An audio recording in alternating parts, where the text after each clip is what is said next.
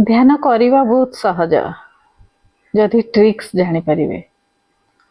किंतु बहुत जन मन रे प्रश्न आसे एवं मते मेसेज मते आसे ध्यान करी बसुचु किंतु मनटी बिल्कुल लागू नाही एवं करूचु ध्यान किंतु तार फल केबे मिलिबो रिजल्ट आसु नाही।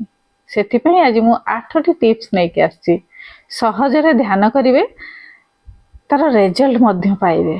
किभଳି रिजल्ट पाइबे ताहा मध्य हमें जानिबा ए वीडियो माध्यम रे। चैनल नु आछन तो सब्सक्राइब कर देबे एवं अधिकार अधिक वीडियो टी को शेयर करिवे। मु Sushma Pal spiritual teacher, Art of Living teacher, Sudarshan Kriya teacher, yoga and meditation teacher. तेणु जो माने नुआ आछन सब्सक्राइब करिवे, जे माने ऑलरेडी सब्सक्राइब कर सरेनी मेंबरशिप ग्रहण करनेबे तो अधिक। ध्यान साधारणतः आमे कोन जानती ध्यान कहले कंसंट्रेशन, किंतु से नुह। ध्यान करिबा माने कंसंट्रेशन नुह, ध्यान रो रिजल्ट फल हेउची कंसंट्रेशन।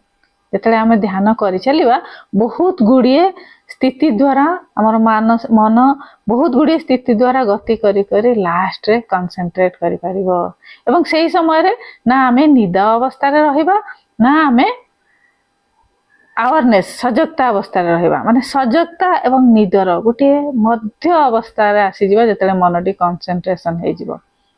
सबु जानुथिबा किंतु किछि जानि परिबा नाही, भावना चलथिबो किंतु आमे ताको बुझी परिबा नाही, अनुभव करि परिबा नाही, या ता भितर आमे पसी परिबा नाही।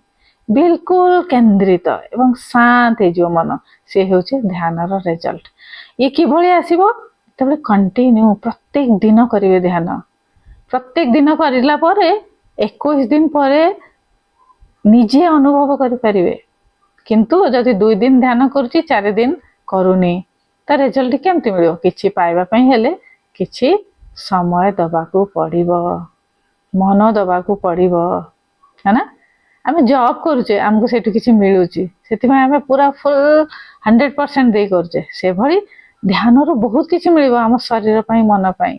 जॉब ठर मध्ये बहुत अधिका, किंतु गोटे इन्वेस्टमेंट कहा जाए ना, अल्प किछि इन्वेस्ट करि चलला परे लॉन्ग टर्म परे गोटे बड़ अमाउंट मिले। सेमिति प्रत्येक दिन अल्प समय इन्वेस्ट करिवे जति ध्यान रे बहुत दिन परे गोटे बड़ रिजल्ट आसीबो, जहा कि जीवन परिवर्तन होई जिवो, काम परिवर्तन होई जिवो, सफल हेता पाई परिवे। कोन एमती जिंस नाही जोटा कि ध्यान देई परिबनी। केउ क्षेत्र रे भी काम करथांदो से क्षेत्र रे सफलता आनिया पे ध्यान ही हेल्प करे। माने सेंटरनेस, सजगता, क्रिएटिविटी, हां ए सब ध्यान रे आसे। ऊर्जा, पॉजिटिविटी आसे, जहा कि हमर सफलता पई दरकार। ए सब हमको ध्यान दिए तो निश्चित भाव रे सफलता पाई परिवे। तो प्रथम पॉइंट कोन ध्यान रे समय निरूपण करिबा। एभली एक समय निरूपण करिवे जेउटा निज पई सुहोउथिबो, किछि जल्दीबाजी नथिबो। शेड्यूल भितरु एमती गोटे समय चूज करिवे, आराम रे बसी परिवे। ता परर शेड्यूल ले कि हैक्टिक नथिबो, जल्दीबाजी नथिबो।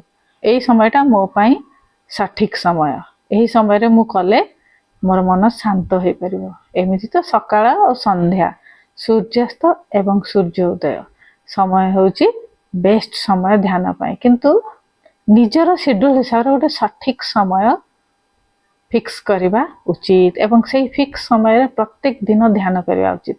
फल रे मन को गोटे अभ्यास दरकार, मनटी बांधी होई जिवो से समय रे। धीरे धीरे देखिबे से समय रे ध्यान न कले आ भल लागिबो नाही।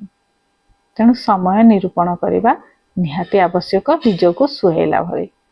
सेकेंड रे गोटे एकांत एवं प्राकृतिक स्थान चूज करिवे। घर भीतर भी हेताओ, बालकनी रे किछि गार्डन किछि गछ थिबो या रूम भीतर शांत जगह थिबो, झरका कबाट खोली देथिबे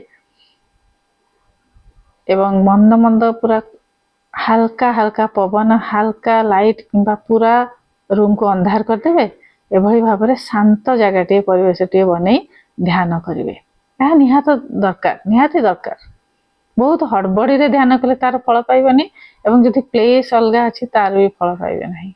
लाइट भीतर पूरा संपूर्ण लाइट ऑन कर दे कि ता भीतर में हल्का लाइट हवा दरकार, किंबा संपूर्ण भाव रे लाइट को बंद कर देबे। रूम रो खिड़की दरवाजा खोली देबे। पाखरे ଯାହାକୁ ବି ମାନୁଛନ୍ତି ତାଙ୍କର ଗୋଟିଏ ଫଟୋ ରଖିବେ। ଫଳରେ ସେ ଭାଇବ୍ରେସନଟା ମନ ଭିତରେ ଆସିବ, ମନ ଶାନ୍ତ ହୋଇଯିବ। ଆଉ ଯଦି ବାହାରେ ଯାଇକି କରିପାରୁଛନ୍ତି ନେଚର ସହିତ ତ ବହୁତ ଭଲ। ପ୍ରାକୃତିକ ଜାଗାରେ ବହୁତ ଭଲ। ପ୍ରକୃତି ସହିତ ଯଦି ଧ୍ୟାନ ନ କରିପାରୁଛନ୍ତି, କିଛି ଅନ୍ୟ ସମୟରେ ଯାଇ ପ୍ରକୃତି ସହିତ ନିଜକୁ ଯୋଡ଼ିବେ, ଫଳରେ ଧ୍ୟାନର ରେଜଲ୍ଟ ଭଲ ପାଇବେ। ପ୍ରକୃତିରେ ଥିବା ପ୍ରତ୍ୟେକ ଜିନିଷ, ପଶୁ ପକ୍ଷୀ, ଗଛ ପତ୍ର, ପ୍ରତ୍ୟେକ ଜିନିଷ ସହିତ ନିଜକୁ ଯୋଡ଼ିବେ। ଯୋଡ଼ିବା ମାନେ କ'ଣ? ତାକୁ ନିରୀକ୍ଷଣ କରିବା, ଦେଖିବା, ତା ଭିତରେ ଗୋଟିଏ ତାଙ୍କୁ ଆପଣାପନର ଅନୁଭବ କରିବା। ଗୋଟେ ଛୋଟ ଗଛ ଲଗେଇଲେ ନିଜର ଲାଗେ ଗୋଟେ ଆପଣାପନ ଆସେ, ସେମିତି ଗଛଟି ସହିତ ନିଜକୁ ଯୋଡ଼ିବା, ଫୁଲଟି ସହିତ ନିଜକୁ ଯୋଡ଼ିବା, ତାର ସୁଗନ୍ଧ ନେବା। ଆଉ ମୁହଁରେ ଗୋଟିଏ ହସ, ସ୍ମାଇଲ ବନେଇ ରଖିବେ ସବୁବେଳେ। ଯଦି ସ୍ମାଇଲ କରିବାର ଅଭ୍ୟାସ ନାହିଁ, ପ୍ରଥମେ ତାକୁ ଅଭ୍ୟାସ କରିବା ପାଇଁ ଜବରଦସ୍ତି ମୁହଁରେ ସ୍ମାଇଲ ଆଣିବେ। ଧୀରେ ଧୀରେ ସେ ଅଭ୍ୟାସରେ ପରିଣତ ହୋଇଯିବ। ହସ ହସ ମୁହଁ ରହିବେ ସବୁବେଳେ। ଏବଂ ହସିଲା ମାନେ ଆମ ମନ ଉପରେ ପ୍ରଭାବ ପଡ଼େ। ଯେତେବେଳେ ସ୍ମାଇଲଟି ଆସେ, ମନ ମଧ୍ୟ ସେଭଳି ଆନନ୍ଦ ଅନୁଭବ କରେ, ଖୁସି ହେଇଯାଏ, ପଜିଟିଭ ଆସିଯାଏ। ଗୋଟେ ଛୋଟ ଛୁଆକୁ ଯେତେବେଳେ ଆମେ ଦେଖନ୍ତି, ଆମେ କାହିଁ ଖୁସି ହେଇଯାଆନ୍ତି? ସେ ଗୋଟେ କ'ଣ ନା ପିଓର ସୋଲ, ପିଓର ଆତ୍ମା, କୌଣସି ଛନ୍ଦ କପଟ ତା ମନ ଭିତରେ ନାହିଁ। ତେଣୁ ଛୁଆଟିର ପ୍ରତ୍ୟେକ ଆକ୍ଟିଭିଟି ଆମକୁ ଆକର୍ଷଣ କରିଥାଏ। ସେ ଛୁଆ କାହାର ବି ଥାଉ, ଛୋଟ ବେବି, ନିଜର ନଥାନ୍ତୁ, ପଡ଼ୋଶୀର ଥାନ୍ତୁ, ରାସ୍ତା କଡ଼ରେ ଦେଖନ୍ତୁ, କୋଉଠି ବି ଦେଖନ୍ତୁ, ଦେଖିଲେ ମନ ସବୁ ଦୁଃଖ ଭୁଲିଯିବ, ଖୁସି ହେଇଯିବ। ତାର ଆକ୍ଟିଭିଟି ଗୁଡ଼ିକ ଦେଖିବା ପାଇଁ ଇଚ୍ଛା ହୁଏ। ସେଭଳି ନେଚର, ପ୍ରକୃତି ମଧ୍ୟ ସେ ପିଓର ପୁରା। ଆକାଶକୁ ଦେଖିବେ, ବାଦଲକୁ ଦେଖିବେ, ସୂର୍ଯ୍ୟ ଚନ୍ଦ୍ରଙ୍କୁ ଦେଖିବେ, ପୁରା ପିଓର, ସେଇ ଅନୁଭବ ଆସିବ। ମନ ସେମିତି ଖୁସି ହେଇଯିବ। ଆଉ ମୁହଁରେ ଗୋଟିଏ ସ୍ମାଇଲ ସବୁବେଳେ ଆଣିବା ପାଇଁ ଚେଷ୍ଟା କରିବେ। ଧ୍ୟାନ କରିବା ସମୟରେ ବସିବାର ପୋଜିସନ କେମିତି ହେବା ଉଚିତ, ସେ ବି ଗୋଟେ ମହତ୍ୱପୂର୍ଣ୍ଣ। ଯଦି ଶରୀର ବହୁତ ଥକାବଟ ଲାଗୁଛି ତ ଧ୍ୟାନ ଲାଗିବ ନାହିଁ। ତେଣୁ କମ୍ଫର୍ଟେବଲ ପୋଜିସନରେ ବସିବେ। ମୁହଁକୁ ଟିକେ ପାଣିରେ, ଥଣ୍ଡା ପାଣିରେ ଧୋଇଦେବେ, ୱାଶ କରିଦେବେ, ତ ତାଜାଗି ଅନୁଭବ ହେବ। ଗୋଡ଼ ହାତ ମୁହଁ ଭଲକି ଧୋଇଦେବେ। ଗୋଟେ ଢିଲା ଢାଲା କପଡ଼ା ପିନ୍ଧିବେ, ତ ଗୋଟେ କ'ଣ ହେବ, ତାଜଗି ଅନୁଭବ ହେବ, ବହୁତ ଥକାନ ଦୂର ହେଇଯିବ। ପ୍ରୋବ୍ଲେମ ହେଉଛି ସେ ଗୋଡ଼ ଆରାମଦାୟକ ସ୍ଥିତିରେ ରଖିବେ ଏବଂ ଚାହିଁଲେ ସ୍ପାଇନକୁ ସିଧା ରଖି ପଛ ସପୋର୍ଟ ନେଇପାରିବେ। ଏଭଳି ବସିବା ସ୍ଥିତିକୁ ମଧ୍ୟ ଧ୍ୟାନ ଦେବେ। ବିଲକୁଲ କୋଉଠି ଦେହରେ ତନାव ନଥିବ, କୋଉଠି ଖିଞ୍ଚାଅ ଅନୁଭବ ହେଉନଥିବ, କୋଉଠି ପେନ୍ ଅନୁଭବ ହେଉନଥିବ। ଏମିତି ବସିବେ ଆରାମଦାୟକ ପୋଜିସନରେ, ତାପରେ ଧ୍ୟାନ କରିବେ। ଖାଲି ପେଟ, ଏମ୍ପ୍ଟି ଷ୍ଟୋମାକ୍ ହେବା ନିହାତି ଦରକାର। ଯଦି ଡିନର କରି ତାପରେ ଧ୍ୟାନ କରୁଛନ୍ତି ତ ଧ୍ୟାନଟି ଲାଗିବ ନାହିଁ। ଡିନର କରିବା ପୂର୍ବରୁ ଧ୍ୟାନ କରିବେ। ଏମ୍ପ୍ଟି ଷ୍ଟୋମାକ୍ ମତଲବ ଏମିତି ନୁହେଁ କି ଭୋକା ରହିବା। ସାଧାରଣତଃ ଆମେ ଭାବନ୍ତି ବ୍ରତ ଉପାସ ମାନେ ଆମେ କିଛି ଖାଇବାନି, କିଛି ପିଇବାନି, ପୁରା ଭୋକ ରହି ଶରୀରକୁ କଷ୍ଟ ଦେବା, କିନ୍ତୁ ସେଇଆ ନୁହଁ। ଉପବାସ କରିବାର ମଧ୍ୟ ଗୋଟିଏ ନିୟମ ଅଛି। ଶରୀରକୁ ଅତ୍ୟଧିକ କଷ୍ଟ ଦେବା କୋଉଠି ବି ନିୟମ ନାହିଁ। ତେଣୁ ବ୍ରତ ଉପବାସ କରିବେ ଯେତିକି ଶରୀର ଆଲାଉ କରିବ। ସାତ୍ୱିକ, ଯେମିତିକି ଫଳ, କ୍ଷୀର, ଦହି, ଛେନା, ଏସବୁକୁ ଅଳ୍ପ କ୍ୱାଣ୍ଟିଟିରେ, ପେଟ ଭରିକି ଖାଇବା ଉଚିତ ନୁହଁ, ଅଳ୍ପ ଅଳ୍ପ କ୍ୱାଣ୍ଟିଟିରେ ଖାଇବେ। ସେମିତି ଧ୍ୟାନ କରିବା ପୂର୍ବରୁ ମଧ୍ୟ ଧ୍ୟାନ ରଖିବେ। ପେଟ ପୁରା ଫୁଲ ହେବ ତ ଧ୍ୟାନ ଲାଗିବ ନାହିଁ। ସବୁତକ ଏନର୍ଜି ଲାଗିଯିବ ଆମର ଡାଇଜେସନ ସିଷ୍ଟମରେ, ପ୍ରକ୍ରିୟାରେ। ତେଣୁ ଆମକୁ ଥକାବଟ ମହସୁସ ହେବ, ଆଉ ଧ୍ୟାନ ମନ ଲାଗିବ ନାହିଁ। ତେଣୁ ଏମ୍ପ୍ଟି ଷ୍ଟୋମାକ୍ ଧ୍ୟାନ କରିବେ। ଅତ୍ୟଧିକ ଭୋକ ଲାଗୁଛି ତ ଗୋଟେ ଫଳ ଖାଇଦେଇ ଧ୍ୟାନ କରିବେ, ତ ଗୋଟେ ଉତ୍କୃଷ୍ଟ ଧରଣର ଧ୍ୟାନ କରିପାରିବେ। ଆଉ ଧ୍ୟାନର ଆରମ୍ଭଟି କିଭଳି କରିବେ, ଏହା ବହୁତ ମହତ୍ୱପୂର୍ଣ୍ଣ। ମୁହଁ ହାତ ଧୋଇ ଟିକେ ଫ୍ରେଶ ହେଇଯିବା ଉଚିତ ଧ୍ୟାନ କରିବା ପୂର୍ବରୁ, ଏବଂ ଟିକେ ହାଲକା ଫୁଲକା ୱାର୍ମ ଅପ୍, ବସି ବସି ହେଉ କିମ୍ବା ଠିଆ ହେଇ ହେଉ, ଗୋଟେ ହାଲକା ଫୁଲକା ୱାର୍ମ ଅପ୍ କରିକି ଯଦି ଧ୍ୟାନ କରୁଛନ୍ତି, ଧ୍ୟାନ ବହୁତ ଉତ୍କୃଷ୍ଟ ଧରଣର ହେବ। ଏ ସବୁ ଗୁଡ଼ିକ ଟିପ୍ସକୁ ଫଲୋ କରିବେ। ଏ 8ଟି ଟିପ୍ସକୁ ଫଲୋ କରିବେ, ବହୁତ ଇଜି ଟିପ୍ସ। ଦେଖିବେ, ଧ୍ୟାନ କରିବେ, ଆଉ 21 ଦିନ ପରେ ସବୁତକ ବେନିଫିଟ୍ସ ନିଜେ ଅନୁଭବ କରିପାରିବେ। ମନ କେମିତି ହେଇଯାଉଛି, ଶାନ୍ତ ହେଇଯିବ, ମନଟି ପଜିଟିଭ ରହିବ, ଶରୀରର ଉର୍ଜାର ପ୍ରଭାବ କେମିତି ବଢ଼ିବ, ସବୁ ଜିନିଷକୁ ନିଜେ ଫିଲ୍।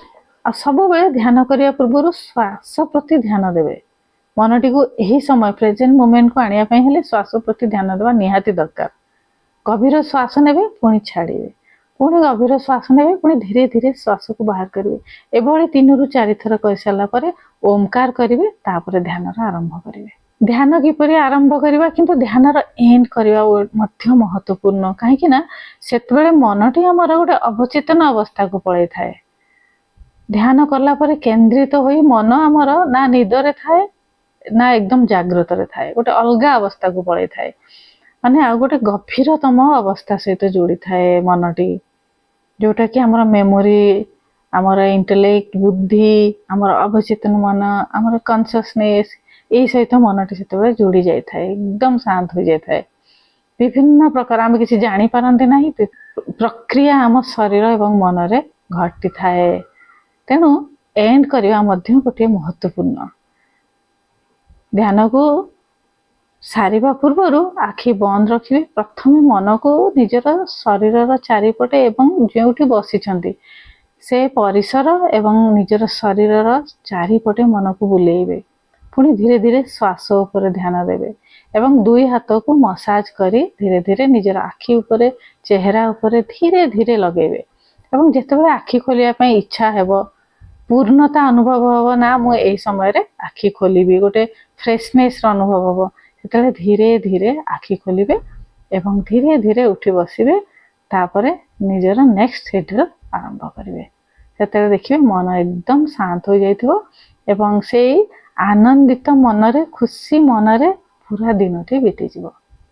तो जो माने मो सहित ध्यान करिया पई चाहउछंती 7676593069 रे जय जगन्नाथ मैसेज करिवे एवं ग्रुप रे जॉइन करी ध्यान करिवे। फ्री मेडिटेशन आम आरंभ करिबा मे मासरे। डेट मु से ग्रुप रे जणे देबी, तेणु ग्रुप जॉइन करिवे एवं मो सहित ध्यान करि परिवे। आज वीडियो मु एठी एंड करछि। Stay healthy, stay happy. पुणी आउ गोटे नूतन वीडियो नै मु आसीबी।